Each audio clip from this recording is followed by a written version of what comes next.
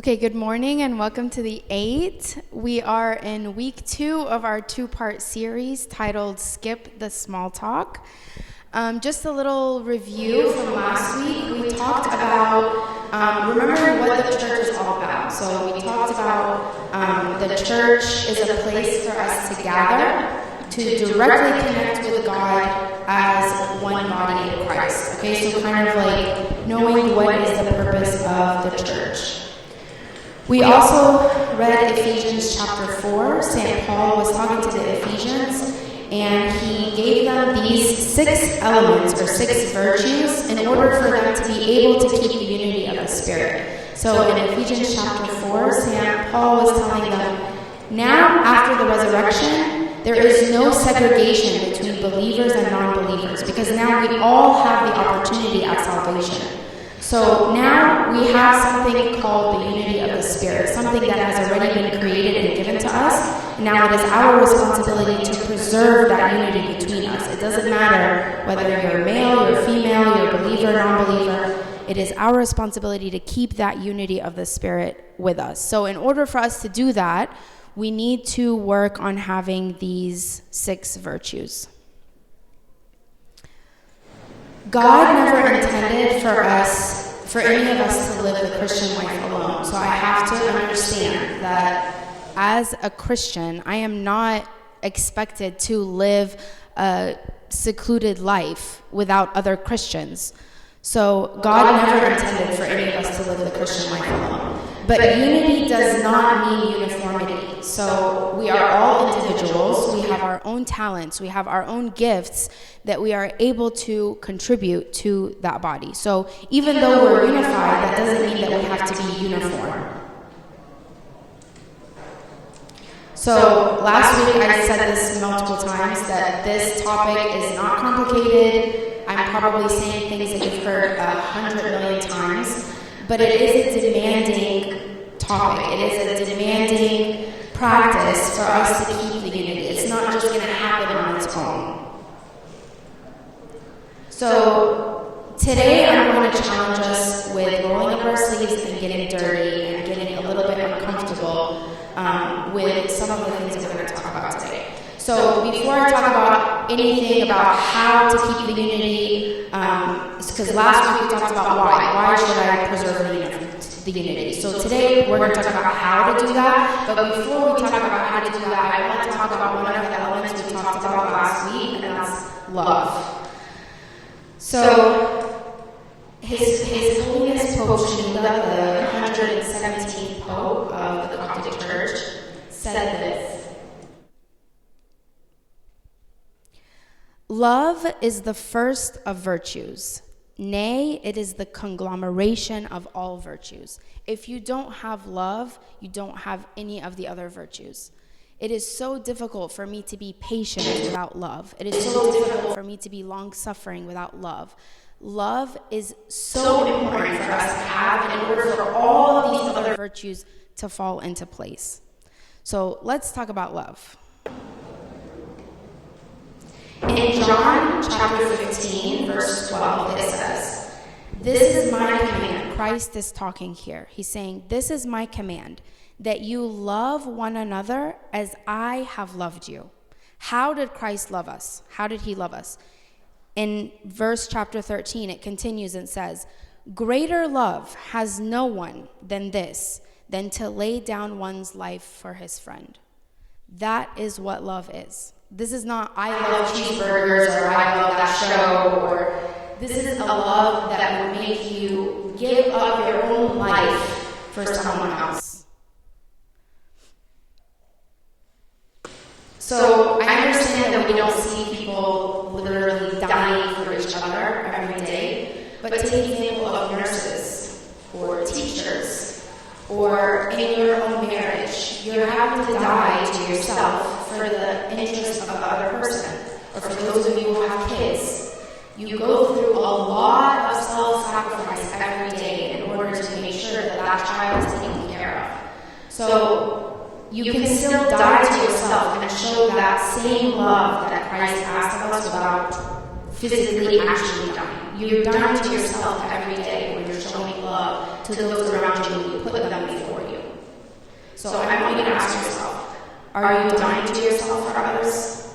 Am I dying to myself, my ego, my pride, my own interests, and am I going out of my way, out of my own selfish human instinct in order to reconcile with someone that I've hurt or that I've wronged? Are we dying to ourselves as a church for others, for those who are coming seeking love? I want us to ask God for this love because it's not easy. It's really not easy for us to say that I'm going to die to myself in order for me to put others before me, in order for me to love truly like Christ loved. So I want us to ask God for this love. Ask Him often and ask yourself every day at the end of the day, how did I love today? Did I show that person love who cussed me out while I was driving? Did I show love to that person who was rude to me at the store? Ask yourself every day, how am I loving others? How am I showing love unbiasedly and unconditionally to everyone? And I think, it's silly, and I know it's a word that we throw around a lot. Like, I loved that movie, or I love cheeseburgers. Would you die for it? I know it's silly. It's silly to think, but that's what love is. Would you die for that thing that you're saying you love? So this so far sounds great, right? We're talking about love, a word that, we throw around a lot, and it all sounds good. But what does it mean? Okay, what does it mean? What does it mean for me to have that love and for each and every one of us to show that love so that we have a loving church, a loving body of Christ? I want to give you this example. So this is my plant corner in my house. Doesn't it look beautiful, if I do say so myself? So this is the only window in my house that gets enough light for plants. So all my plants are gathered here in this window, kind of like the church, okay? That's the one place we can get light from, and so we all gather, okay? So I know it looks nice from the outside, but if we take a closer look at this plant, it still looks nice, right? It still looks beautiful and lush. But actually, if we look on this picture, this is at the back end of the plant, and it's not doing so well because there are a lot of reasons why plants can have yellowing leaves, but for this plant in particular, as the owner that's been very neglectful, I can let you know that this plant the pot is too small. So the pot is getting too small. It's outgrowing the pot. And so now the plant has to make a decision. It has to figure out which leaves are bringing in the most sunlight and the most resources, and any leaves that don't make the cut, the plant starts cutting off resources from that leaf. Like, okay, you're not really doing much for me, so I'm gonna cut you off. And then it starts shriveling up and dying, okay? When we live in a small pot, when we keep our pot small, when we pick and choose who to love, when we close off our hearts, and I only open up the church or my home to believers, or I'm keeping my circle and my clique very small, we're cutting off the supply of life, which is Jesus. So for me, when I see this in one of my plants, I just cut the leaf and I move on. But this we can see death that's happening here. So what can we do to avoid this? We can switch the plant to a bigger pot.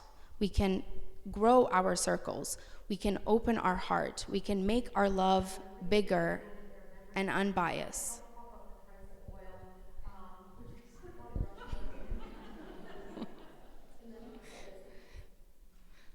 Sorry. Okay, so we need a bigger pot. We need a bigger pot in order for this to not happen, in order for us to not have to pick and choose who is going to be a part of the plant, Okay, so what is that bigger pot? That bigger pot is a community. So last week we talked about what is the church? The four walls. What's the definition of the four walls that I come to on Sunday? Now I want us to think beyond those four walls. Beyond those four walls is a community, a bigger community. So Christian community is not confined within the boundaries of four walls. So our relationships, our connections, and our unity with each other have to go beyond what the church building is. It has to be bigger, okay? And that's when we start talking about community. So we have to be able to break through the boundaries of the church walls in order for us to start building that community. I want you to think about lunches and dinners and text messages and phone calls and all of these things that need to happen outside of Sunday. That's how we start thinking about community. That's how we start thinking about building a bigger pot. There are so many practices and benefits of building a Christian community, but I want to challenge us with 3 today. Okay, I just want to challenge us with 3. The first one is continuing conversations. So I'm just going to make this very blunt statement. We will not build relationships in the church, but you can start building them on your calendar. What do I mean about that? You only have 20 minutes between the liturgy and the 8. And if somebody is coming directly to the 8, they're just coming out from, we don't know what happened before that time. You know, they just got into a fight or they've been stuck in traffic, whatever, okay? It's a very small amount of time for us to just talk, small talk. I get it. I get that that's what's going to happen during that time. It's going to be small talk. But what's happening beyond that? What's the continuing conversations of what's happening in that 20 minutes between liturgy or as somebody's running into the door? What's the continuation of that? I get sitting in these seats, hearing what I'm saying, and it sounds so good and it sounds so nice. And as soon as we leave the doors, it's like we completely forget what happens. We get bombarded by the week, we get bombarded by stuff. Please put things on the calendar. Instead of saying, we really need to get together. If I had $1 for every time I said or I heard, we really need to get together, it doesn't happen. Please pull out your phone and say, let's put it on the calendar now. Let's put it on the calendar. Let's schedule something right now. If it doesn't go on the calendar, it's not going to happen. We hear about so many things that in passing, my friend just passed away, or I'm having a hard time at work. We can't get into it here. The 8 is about to start, the countdown happens, like I can't get into it here. There needs to be a continued conversation of what happens during the small talk between us. Okay? I know what you're going through. Let's sit down this week and talk about it. I'm so sorry that you're going through that. I would like to be a support for you this week. Let's get something on the calendar, have lunch or something. Continue the conversation of what's happening in that small talk. I'm not going to stand up here and tell you no small talk from now on, but there has to be something that's happening beyond that small talk. So, number 1, continue conversation. So Christian community is the place of our continuing conversation. And we said the community is beyond these walls. It has to happen outside of Sunday. Number 2, know what to say. Okay, I know there's like 1,000,001 scenarios that can happen and what somebody says to you and how you should respond. Just please take what I'm saying with a grain of salt. This is just my experiences and what I've heard from friends and family about things that we say that we don't say it to mean any harm, but in the midst of small talk, especially if you don't have a relationship with that person, it could have come across as not offensive, but it hurts that person because of what they're going through or whatever. So I just have like some suggestions of certain scenarios and what we should say instead of the go-to things that we say, okay? So number one, when someone hasn't been to church in a while, okay, when someone hasn't been to church in a while, our initial reaction of what we want to say, where have you been? We haven't seen you in forever. You don't know what that person has been through up until that point since you last saw them. You don't know what that person is going through. I know it's so, like, we want them to know that we recognize that they haven't been at church, but this could be a little, like, too much for someone who's been going through so much, and now they're finally trying to come back, and then we say, where have you been? Like, maybe they don't want to get into where they've been. Like, and by the way, some people, they might come and you can just say hi to them, and then they just start giving you all these excuses because they already know. They already know they haven't been to church in forever. We don't need to be there to remind them. So instead, I'm so happy to see you. I'm so happy that you're here today. Are you going to be attending the 8? I would love to sit with you if you're going to attend the 8. Make them feel welcome as if they're coming to your house. Okay? This is not an interrogation time, especially for someone who hasn't been here for a while. Okay, number 2. When someone says something that you don't agree with or that's like against the truth, like we all know that there is a truth, like dogmatic truth. If someone says something against that, our reaction is going to be the difference between them hearing what you have to say after your reaction, okay? So instead of, do you really think that? I cannot believe you just said that. Are you sure you really think? Like, instead of jumping the gun on making them feel bad, this is what you can say. That's an interesting point of view. How did you get to that conclusion? Ask questions. Try to understand from their point of view where they got these ideas from. Maybe they heard it from another church, or maybe that's how they were raised. Try to make them feel like you are interested in what their thoughts and ideas are. That doesn't mean that you have to agree with them, but you do have to remember those virtues of having forbearance, having gentleness, to meet them where they are, and that includes in their thoughts. Again, that doesn't mean that you agree with them, but there is no way you're going to convince them or to get them to hear what you have to say if your reaction is not gentle and understanding from the beginning.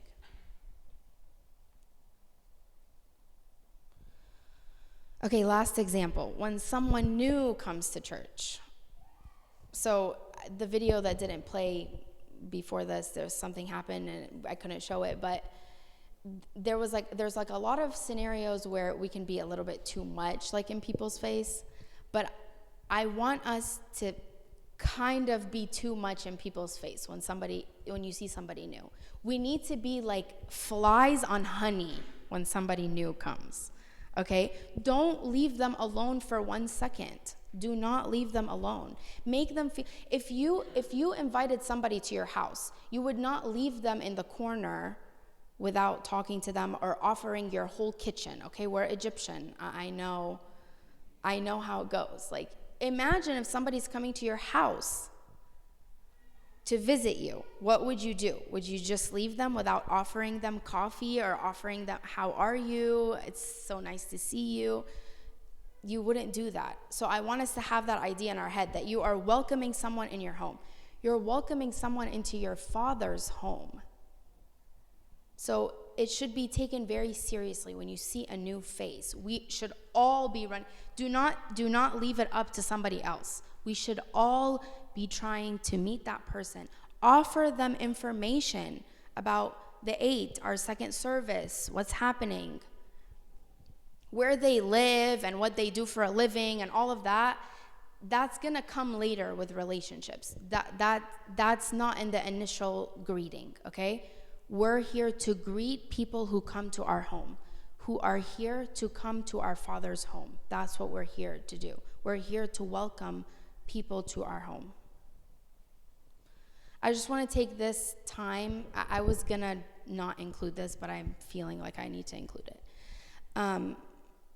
The reason why I'm so passionate about this topic is because I've seen family members in my own family who no longer come to the church because of how they are treated by people in the church. And it's very sad.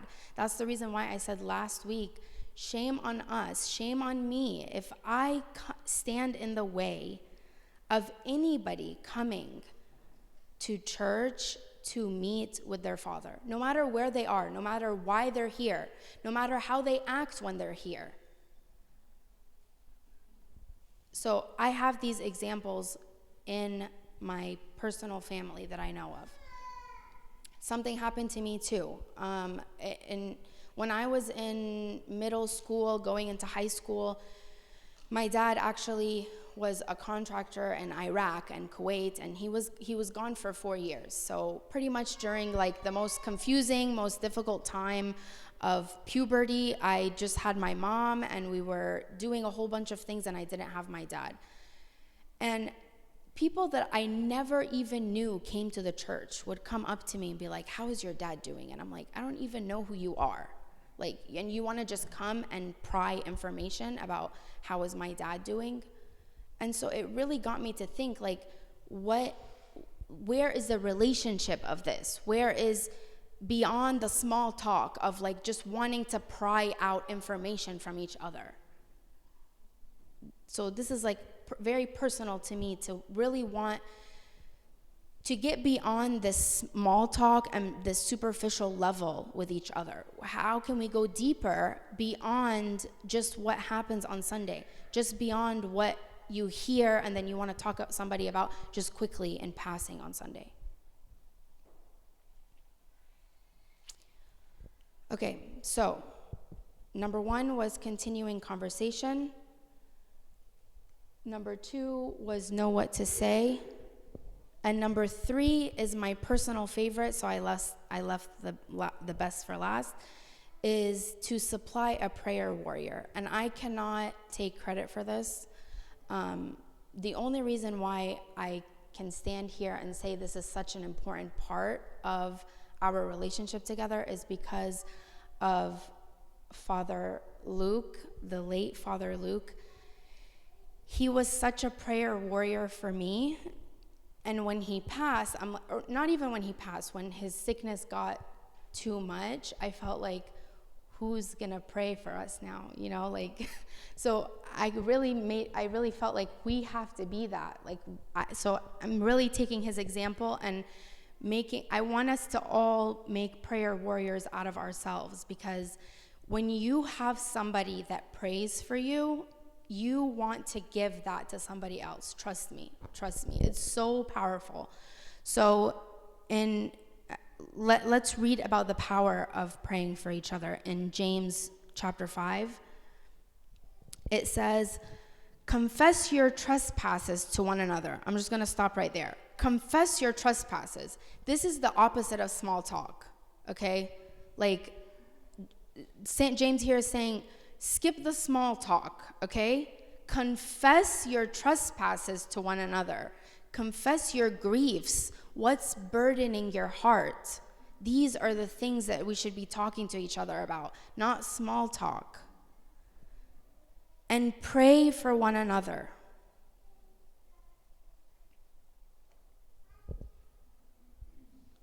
Why should we do this? That you may be healed. There is healing in praying for each other. There is healing in confessing our trespasses to each other, to go deeper in our conversations with one another. There is healing in that, not only for the person, but for you.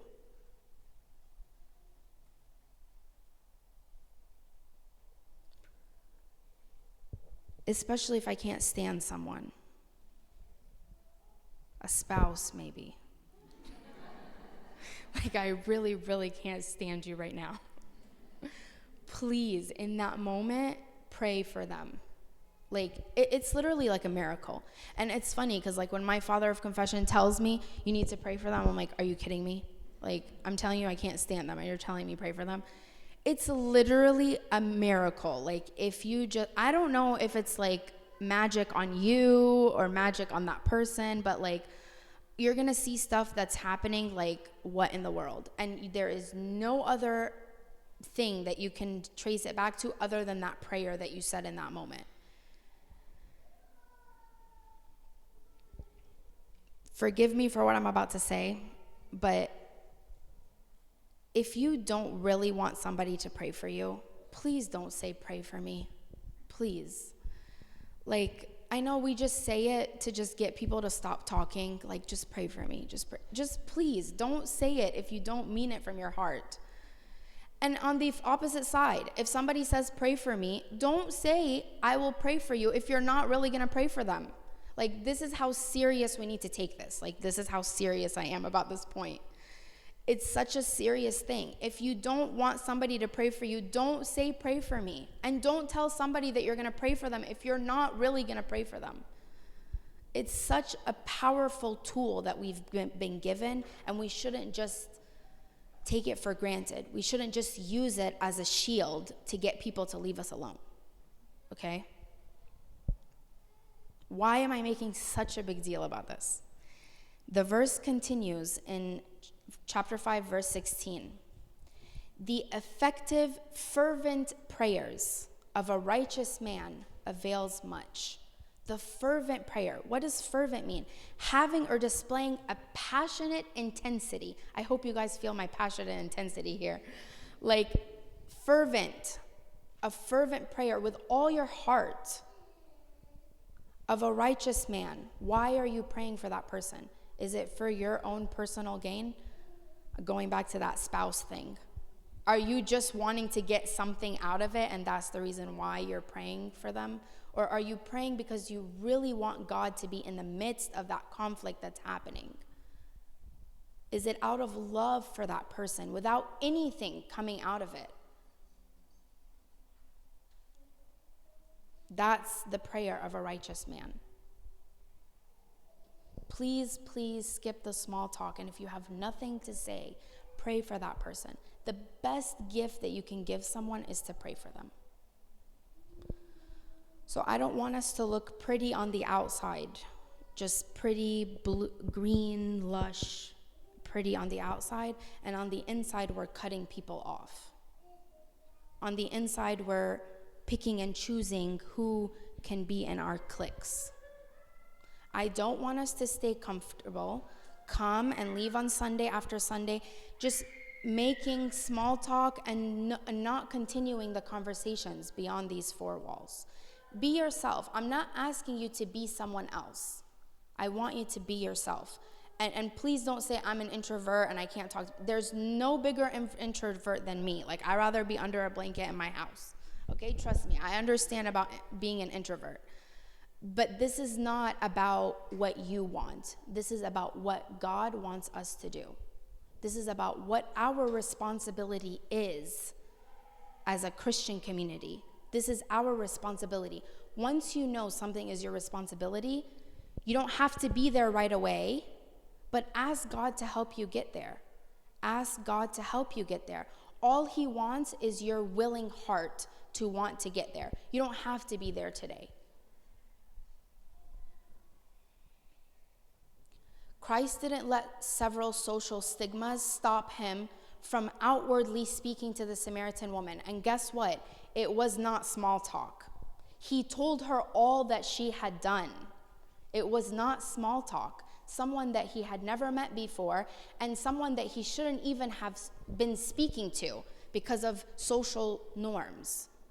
And he didn't talk and small talk, but he did it kindly, he did it gently, and he did it in a way that she received it, and it completely changed her life. Imagine the lives that we can change. Imagine how your life will change if you just skip the small talk and continue conversation, continue to go deeper and to want to build those relationships outside of these walls. If we keep all of this in our heart, if we understand what kind of love we should have for one another, then nothing else is going to matter. Not the fact that I'm an introvert, not the fact that I don't know what to say. None of that is going to matter. All that's going to matter is that I have love for that person and I want them to be welcomed here. And I'm going to be beyond the small talk. Let's put something on the calendar. Let's meet. Let's start building relationships with those that are going through the same things that we are. We can help each other. So one last time, please skip the small talk and let's try our best to continue conversations. Let's build that community that's so big that it's all inclusive, full of love, unbiased, and unconditional. Let's stand up to pray.